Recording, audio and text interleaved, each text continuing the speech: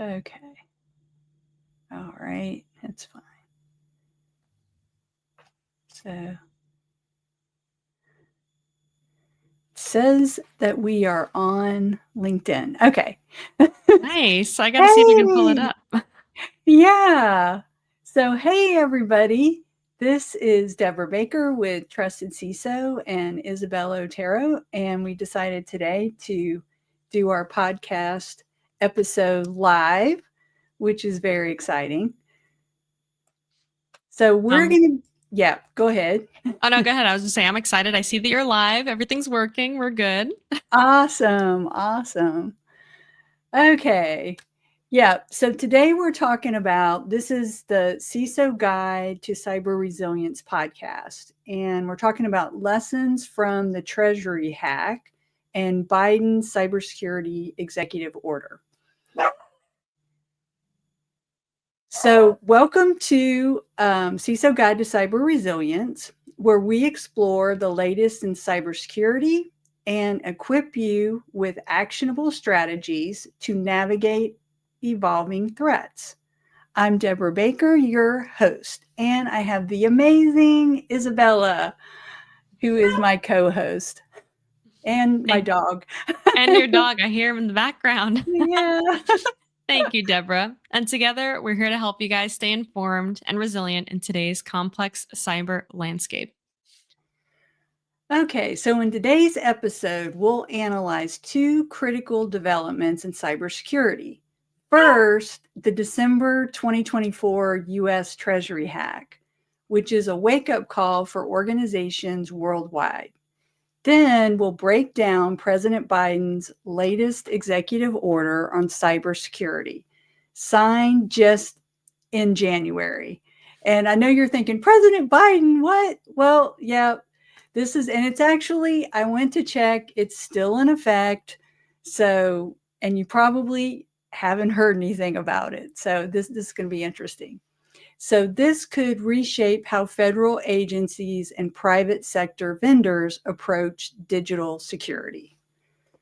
So, understanding the Treasury hack. On December 8, 2024, a major breach at the U.S. Treasury Department underscored the increasing sophistication of state sponsored threats. The attackers, later identified as China sponsored hackers, exploited a 0-day vulnerability in Beyond Trust identity and access management software.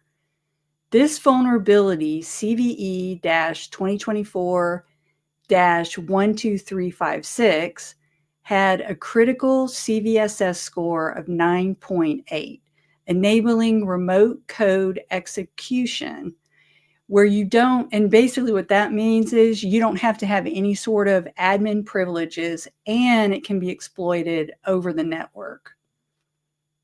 Oof. That sounds very scary.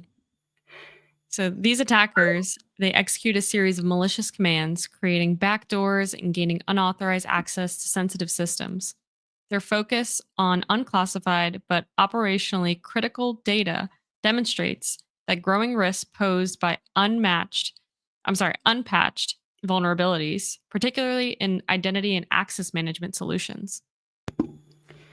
Yeah, exactly, Isabella. The vulnerability was disclosed 8 days after the attack.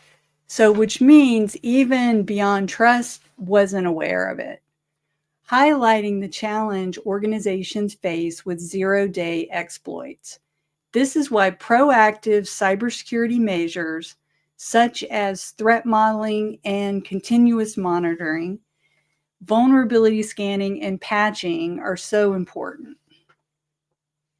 It's crazy to think how these hackers can wiggle their way in little by little and try to make, the slightest change that, people and maybe even some, intrusion detection systems may not even catch, which Right. is crazy. They're always looking of a way to get in. Yeah.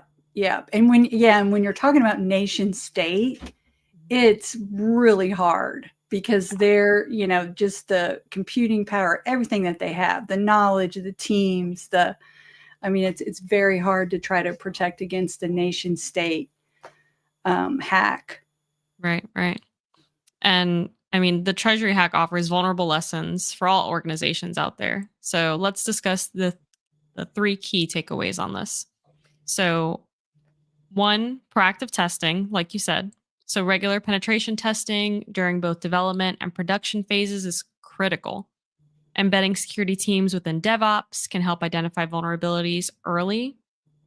Two, secure by design practices. CISA Secure by Design initiative emphasizes quality assurance in software development. Vendors must prioritize releasing secure code, even if it means slowing down their timelines. That's the one thing that I feel like companies don't do, is that they don't take the time in order to, harden their their security, and Right. it hurts them in the long run. Yeah. I mean, one thing that I like to track is a number of vulnerabilities. And it's just every year, it's more and more. It's like over 30,000 for 2024. And it's the thinking in the security space, or I shouldn't say security space necessarily, but even like development space, is just like, yeah, you're going to have bugs. Yeah, you're going to have vulnerabilities. But it's really out of control. And one thing that I loved is CISA started this whole initiative in 2024, Secure by Design. And it's not a new, I've heard it before, but they actually are asking, especially large corporations, to like sign a pledge that they're going to take these measures, and they want everything, they really want it shifted left. So literally, if a product is like, when it's shipped, instead of you having to do the things to harden it, it's the opposite. You'll reverse it. So it'll come like all the ports shut down, for example, and then you're going to have to say which ports you want to open up. So that's what they really want to see, Right. Versus the way it is now. And then as part of that, of course, you want to do your SAST, your SAST and your DAST, scanning of the code, and checking those vulnerabilities before it's even put into production. So that's what you really want to do. And also continuous monitoring.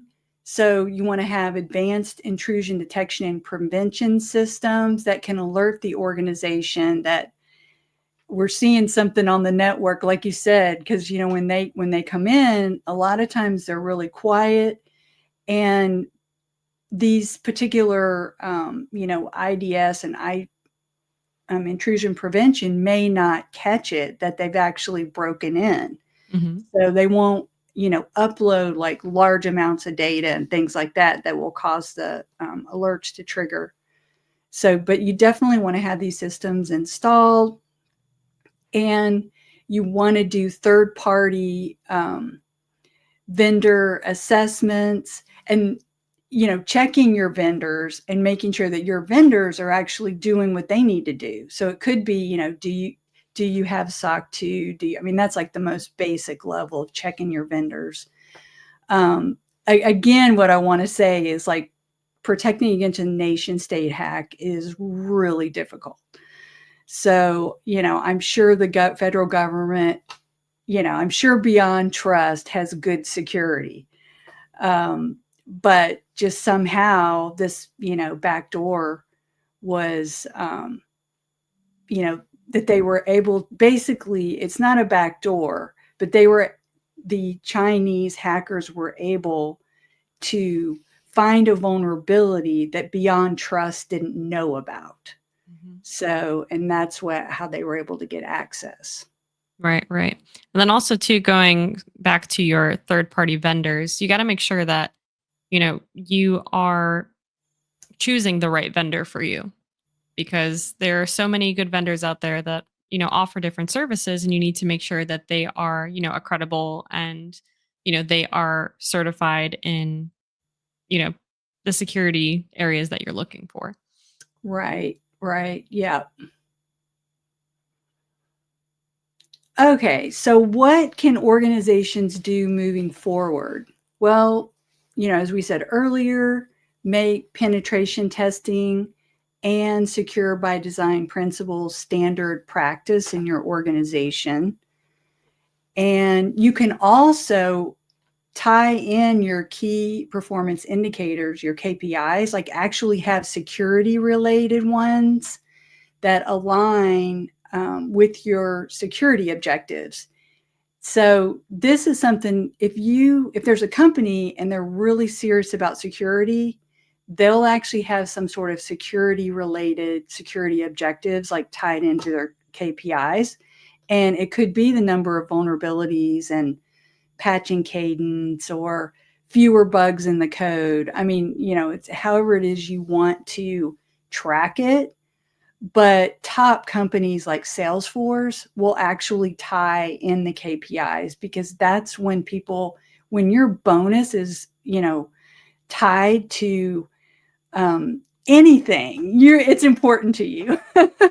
Right, right. I mean, if my bonus was affected, I'd be working, through and through, making sure like, hey, we're Exactly. protected. Exactly. And there's different things you can do because sometimes companies will get behind on patching. And I know one person that I used to work with, what he had said he did at his company is they set up like a bonus system and they had the different departments. So it was kind of like, competitive. And then whoever like patched the most vulnerabilities then got a bonus. Oh, So wow. yeah, I mean, it depends on your company, but people will be super, motivated if there's some sort of like bonus or something like that tied to it also. So It's crazy how money kind of plays a big part of it. And then the hackers, same thing. They're like, all right, we want to get a lot of money. We're gonna do what we can to figure it out. Um, yeah, you did get exactly. someone writing in the chat, Deborah. I don't know if you saw. We got a Oh, Ed okay. Villa on there. All right. Oh, okay. Let me let's see here. What did they say? You can tell me. I'm So gonna. Ed Villa, yep, I can read it out loud. Okay. So Ed Villa said, sometimes companies think BAAs or other agreements are enough. But as you make partners or deal with vendors, you have to make sure they're, I'm guessing he's going to say like, certifiable, credible, and everything like that. Yeah. So, but yeah. Yep. Great. But yeah. So we'll keep on moving. Yep. So, second, so next, to Yeah. kind of just add on to that. Make sure that, stay ahead with robust patch management processes, monitor for emerging vulnerabilities, and act quickly. Collaboration between security teams and vendors is key. So, kind of going back to that third party, you know, vendor relationship. You want to make Yeah. sure that they are updating, their side, when vulnerabilities emerge, and you want to make sure that they're also staying up to date. Yep. Yep. And finally, invest in security innovation and resilient strategies. And even just for my biggest thing I like to say is just going back to the basics. I mean, just getting back to the basics, patching, um, scanning your code, everything like that. Two-factor authentication. Mhm. So the Treasury hack shows that the stakes are high, but proactive measures can significantly reduce the risk of a breach. Yeah, I would Okay. say these Yeah. companies need to not get too comfortable 'cause sometimes I feel like they're like, "All right, we're in a good security spot, like, we're good." Right. Yeah, exactly. Exactly. Okay, so the next thing we're going to talk about Biden's Cybersecurity Executive Order. So on January 16th, 2025, President Biden issued an executive order aimed at enhancing the cybersecurity posture of federal agencies, critical infrastructure, and private sector entities. This order builds on the foundational measures of Executive Order 14028 from 2021 and focuses on mitigating cyber threats, particularly those originating from adversarial nations. Exactly, Deborah. The order emphasizes strengthening the digital infrastructure of the federal government and its supply chain, highlighting three key areas: secure software practices, cloud service security, and improved identity management. Yeah, one groundbreaking element is a requirement for software providers to submit secure software attestations to CISA's new repository for software attestation and artifacts. And so this ties back into the Secure by Design initiative that they started in 2024. So this ensures compliance with secure development practices and mandates validation of these attestations through machine readable artifacts. And the focus on open source software is noteworthy. Agencies are now required to assess and patch open source software while contributing best practices to the ecosystem. This could significantly reduce vulnerabilities stemming from open source dependencies. Yeah. Another vital aspect is the push for zero trust architecture, which federal agencies must implement across their networks. The goal is to ensure that every access request, whether it's internal or external, whether it's, person to a machine or server to server, that by default, it's not trusted. So you have to verify before you gain access, which is really a great, next step in order to secure our infrastructure. Mhm. Yes. And this dovetails with the order's push for phishing resistant can't even talk today. Phishing resistant authentication methods like web authentication designed to prevent account compromise through credential theft. So web authentication is Yeah. FIDO based, so FIDO based multi-factor authentication using passwordless authentication such as passkeys or multi-factor authentication using public key cryptography. I think I need more coffee today. Just remember to store your passkeys in either a hardware device, an Yubico key, or a password manager. Yeah. And so this is like, of course, two-factor authentication, it prevents 99.9% of account attacks. And then we're also moving to passkeys. So if you can have a passkey, that's, even better. Just make sure you don't store it.